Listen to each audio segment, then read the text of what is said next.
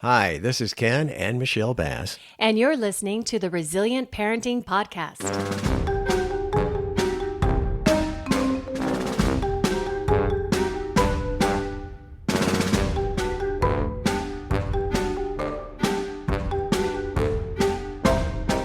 Well, hello once again, and knowing what's coming up, I'm feeling just a little bit, should I say, on guard or anxious or I don't know how you're feeling. afraid,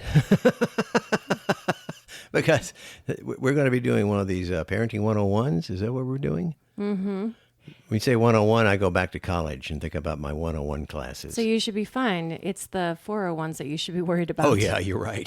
The 101s are the That's right. the beginning part. Oh yeah, I had Math 101, and they called it Mickey Mouse Math. I have you beat when I went back to college. And I will just say, for all of those listening, I didn't go to college for a really long time because I didn't think I was smart enough. So I didn't actually go to college till I was 35. And one of the reasons was because I wasn't very good at math. Yeah. And so my math was, well, if yours was Mickey Mouse, then mine was definitely Goofy because And look who you married. yeah. Well, I was already married to you, so I guess I just wanted to continue the pattern. I am trying to think if mine had a number. It was, I remember the first class. Yeah. And they said, these are numbers. These are even numbers, and these are odd numbers. And I remember thinking, I got this. And then I did. I actually, what I learned was that I just needed a little extra assistance. And so at BSU, they had the red brick, I think it was brick, math lab. I probably was there more than I was in my classes. But you know what? What? I graduated with honors. And so let that be a lesson to any of you doubting yourself. Sometimes you may just need a little extra work. Ken is continuing to learn that every day. Yes, I know.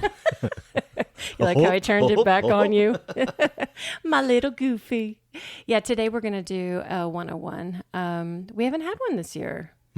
And so very excited. We will have one in just a few seconds.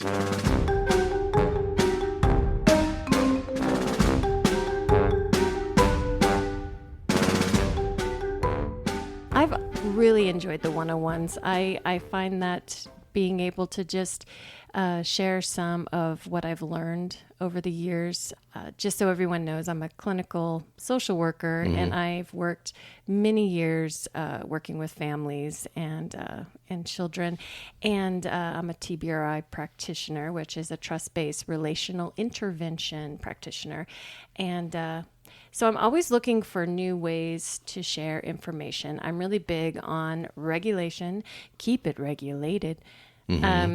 And what that means is our body's energy, how we're feeling, and then how we can have a little bit more awareness so then we can catch things small before we flip our lids and, freak out or freeze. So lots of information. If you go back to some of our earlier episodes, talking about the engine and window of tolerance is another one.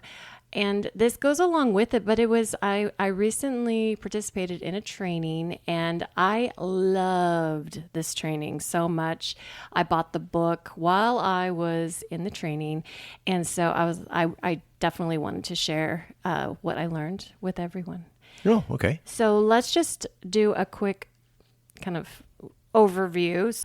So when we talk about resilience, resilience is the ability to prepare for, recover from, and adapt to the face of different things that are happening, stress and adversity. So It's not that,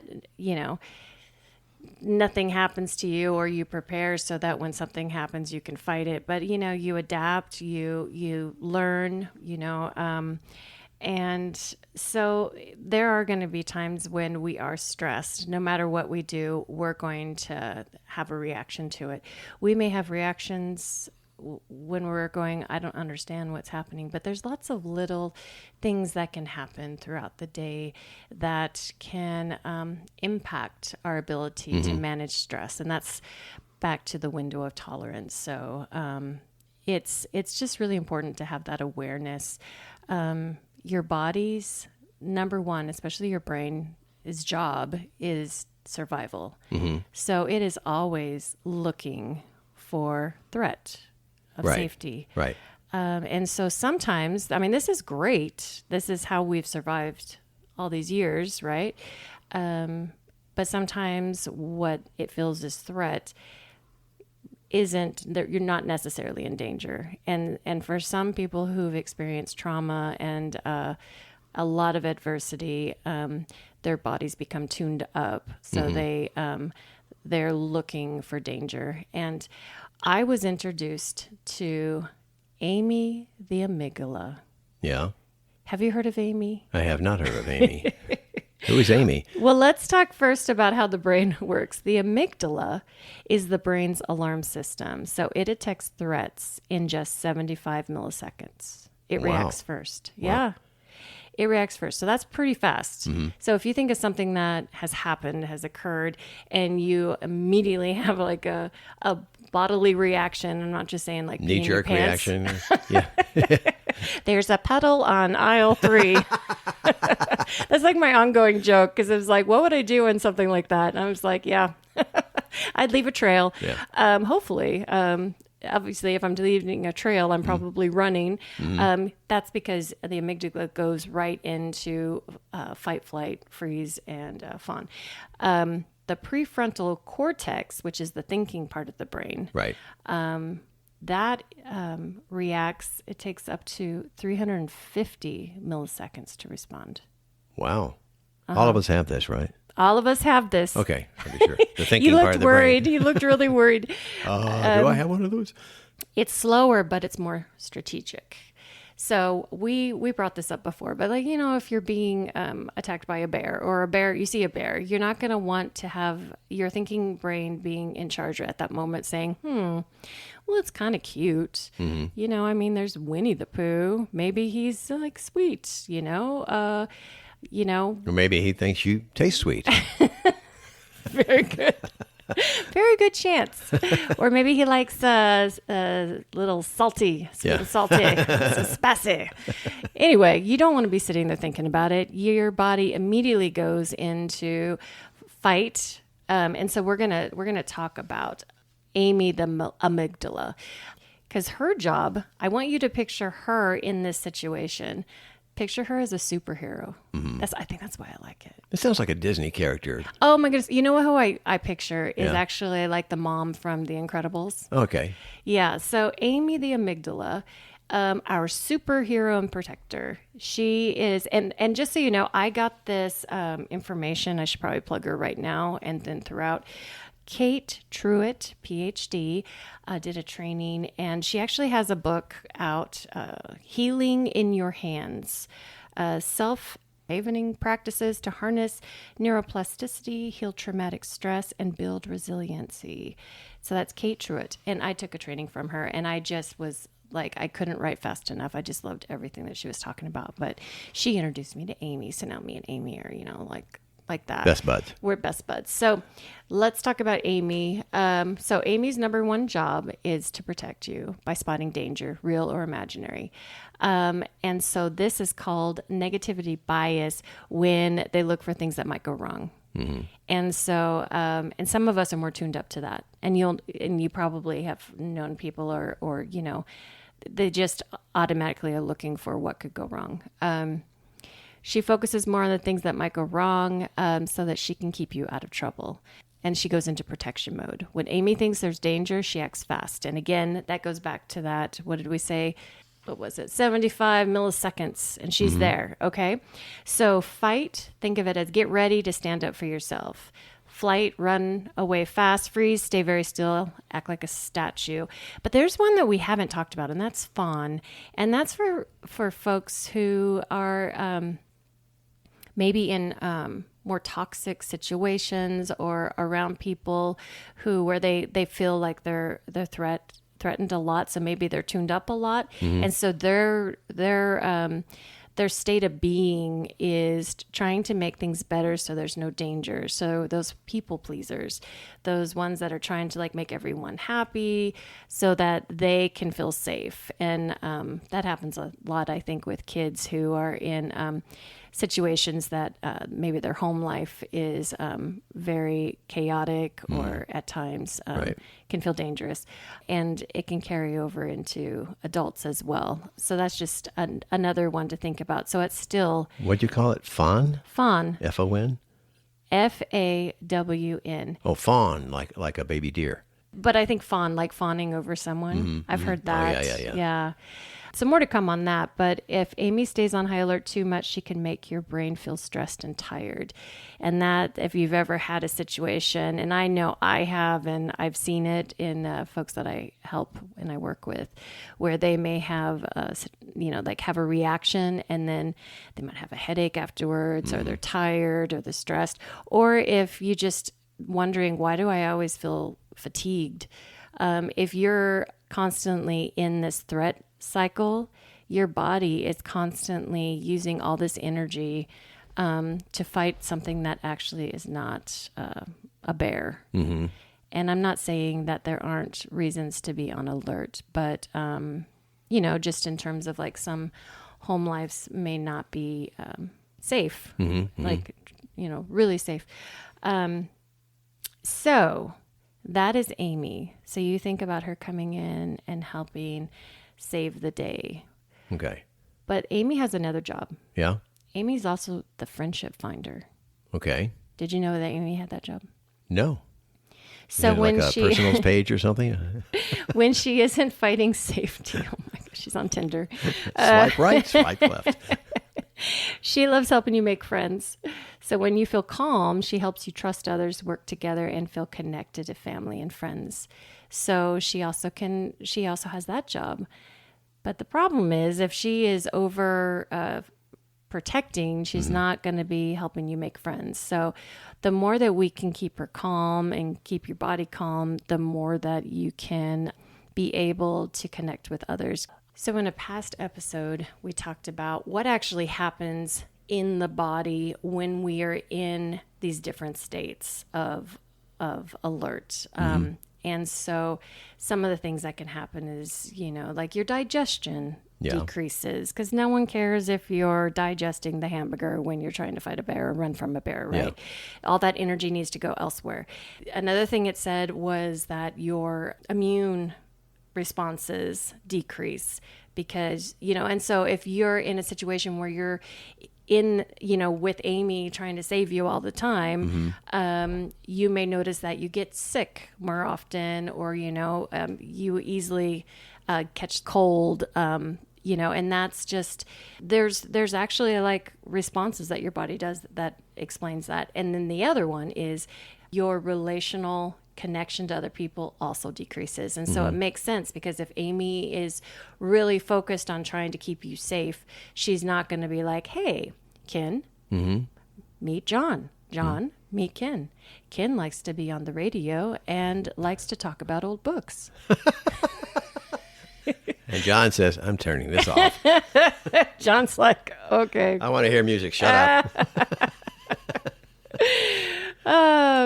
So, I love the fact of thinking of all of that as Amy trying to be a help. It really it just changed it for me. And so this goes back to like the engine plate that we did, or the zones of regulation, just recognizing that at different points, your body is doing what it's meant to do. And there are times when Amy will jump in, and sometimes it's like, yeah, no, Amy, I got it. You good. I'm good. You're good. Thanks for getting me. I appreciate it. So another thing that I know a lot about mindful touch and how important it is. And that was another piece to this that I think I want to help incorporate with this. So mindful touch, along with some of those other regulating tools that we've talked about. We've talked about breathing, the importance of breath. We all breathe, but we're not all breathing the right way. believe it or not. In and out doesn't always work. Sometimes I even have heard people say, I hold my breath. I don't even realize I'm holding my breath. And I do that too sometimes. Oh, yeah. So really being mindful of your breath. And there's lots of different visuals that you can think about, like the square breathing, where think of a square. So going across at the top, you breathe in, hold going down, and then breathe out with the line across at the bottom. And then hold, and then do it again. You can do lots of different versions of that. If you're panicking, it's more of a circle, I'm sure. There's also there's the infinity, the infinity circle, where you breathe in, breathe out, breathe in. I don't know if you can visually put your finger up unless you're driving, safety first, and picture doing the infinity circle. Oh, yeah, the figure eight. The figure eight, yeah. There's lots of different things you can do, but I'd like to include some mindful touch. This is something you can do with your children, and what I like about the book is it also talks about different ways you can, depending on the age of the child. Always ask for consent first if it's okay to touch, and this is something that they can do themselves depending on the age, but sometimes it is extra meaningful when they can have healthy touch from a trusted adult to help them co-regulate. Co-regulation is when you are with them helping them regulate. Self-regulation is when you're regulating yourself. So one of them is the moving hug. So cross your arms and put your hands Ken, cross your arms. Sorry. Okay. Put your hands on your arms. Okay. And I want you to just rub up and down. Now this you can do like a gentle touch, or you can do a little bit more firm. Notice the pace that you're doing this. And this could be where you are doing this and doing some nice breathing in, hold, and then have a longer release, breathing out. Another thing that you could do instead, if you want, is to look around the room and picture 5 things that you could touch. Or you could say, okay, I'm going to look for 5 blue items in this room while you're doing the gentle touch. Part of that is distracting from what is causing the anxiety. So wherever in your body you're feeling the anxiety or you're feeling the tune up, it is taking some of that energy from it. So for some, that might be too much touch. So the other one is the butterfly tapping. So still have your arms crossed, but on your chest. And we're going to do that bilateral movement. This would be the same benefit as if you were walking. So that bilateral left, right, left, right. So tap, left, right, left. Oh, right. I'm doing right, left. It doesn't matter. Okay. It doesn't matter. You do you. Got it now. Okay. So this, and again, you just focus on the tapping.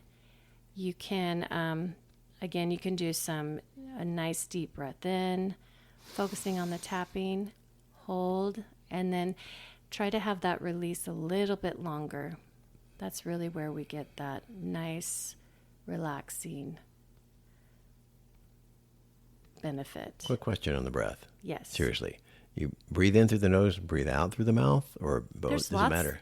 There's probably some folks out there that are really trained in breath work. I think there's lots of different things you could do. I remember the cleansing breath you learned for birth classes, labor classes. I remember blow out the candle, but that's not what we want to do right now. Okay. So yeah, sometimes I'll breathe in through my nose, hold, and then do a nice guttural. Oh, I've heard that. Oh no, what you hear is. Oh yeah, it's after a dad joke. Don't forget the eye roll. Oh yeah. It's a whole thing. Okay. Okay, so another one is soothing the brow. So just put your hands above your forehead. And it is so nice. It is so nice. You can even, and it was interesting because she said, even under your eye, wipe away the tears. Which if you think like if you're crying, which is also release, being able to wipe away the tears is very soothing. A couple other things, washing hands. So the washing hand movement, but without washing your hands. I discovered when I heard this, mentioned in the training that I do this throughout the day, but I add lotion. I always have lotion, or I have different antibacterial gels that smell really good depending on my mood. And so I do that throughout the day and wasn't even realizing that I was regulating myself. And then there's also washing the face, where you can do kind of the same movements. And all of them are just very regulating. And this is something that you can incorporate into your mindful touch, your mindful breathing, being able to use different tools that you have, and just recognizing that, Amy is there to protect, and that sometimes Amy shows up and she's not needed for that. So if we can help Amy out by, being able to help ourselves regulate and get back to a more calm state, then Amy can do what she does best, which is help you connect with others. And so this is something that we can practice as the adults in the home, and then be able to then share with our children and help co-regulate. And this is something that I think you can do as a family. But I definitely think being able to explain the amygdala this way is a really good way to help our kids and ourselves understand what's going on. Makes it less scary. Yeah. One little thing, when you first started talking about all this, and I was thinking about the regulation and Amy and all this, you said practice it. And I started thinking about somebody who practices martial arts, let's say, and they get really good at it. And everything they do in response to something is instinctive. So if you practice this enough, you'll know automatically what to do instead of having to think about it, right? It's motor memory. And your body, whatever you use most, Amy's gonna, it's gonna show up, but because our body automatically, we're always looking for safety. But at the same time, when you're more aware of it, you may notice it sooner. And so she may react. I mean, how many times have I done a, because I see a stick and I think it's a snake. Yeah. But I see it's a stick. Yeah. Except for that one time you're like, snake. That was not good. He forgot to mention the part it was dead. But my body. Oh, where's that trail going? Amy Clean was up on aisle 3. Sorry about that if you stepped in it in the green belt. I'm just kidding. I didn't do anything. But, it was an automatic reaction. But I was able to quickly assess and go, okay, not that a snake is dangerous in that situation, but, it was still a reaction. I was able to say, okay, it's fine. I'm fine, and get back down. You can kind of train your brain. You can train your brain and your body and be able to, get back to top-down regulation, which is like being able to still have access to that cognitive part, to be able to say, okay, I'm fine. It was just a snake, but a dead snake. Or it was just a stick. But yeah, for some, it gets tuned up, and it's, I always picture it kind of vibrating, like it's just always on a little bit. It's harder to calm it and to bring it down. And I mean, I would even say the way I could kind of describe that is if you almost get hit by a car, and then after that, every movement, you're on alert. It's just because Amy's activated, Yeah. kind of like in the passenger seat a little bit, but just as an example of trying to help everyone understand. Right. No, the book you were like. referring to. Yeah. So she has a book called Healing in Your Hands, Self-Havening Practices to Harness Neuroplasticity, Heal Traumatic Stress, and Build Resiliency. And that's Kate Truitt, PhD. Is it havening or havening? I have no idea. I'm sorry. I have no idea. Gosh. Oh, Anyway, it was really good. I hope that this little bit of this has been helpful. There's lots of different resources, and we'll definitely put all of that in the show notes, including the links to the other 101s that we did previously that kind of go along with this. Okay. Yeah. So there you go. Thank you very much. This was much easier than Math 101.